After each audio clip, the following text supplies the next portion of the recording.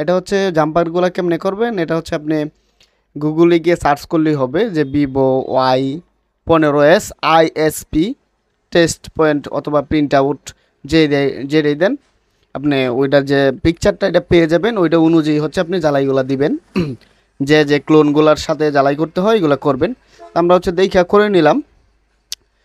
করে নেওয়ার পরে হচ্ছে আমাদের ডিসপ্লে কানেক্টর লাগাইলাম এবং ইউএসবি যে কানেকশনটা এটা লাগাইলাম। এখন হচ্ছে আমরা ইউএফআই বক্সে কানেক্ট করব।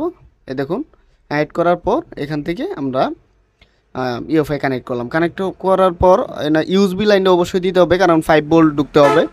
আর না হলে হচ্ছে আপনার এটার যে ওই মানে আইসিটা চালু হইতে যে ভোল্টেজটা লাগে এটা হচ্ছে ইয়া করতে হবে। তো এখান থেকে হচ্ছে আমরা আইএসপি সিলেক্ট করলাম। সিলেক্ট করার পর এখান থেকে ক্লক স্পিড যেটা এটা হচ্ছে আমরা করে দিব হচ্ছে 16।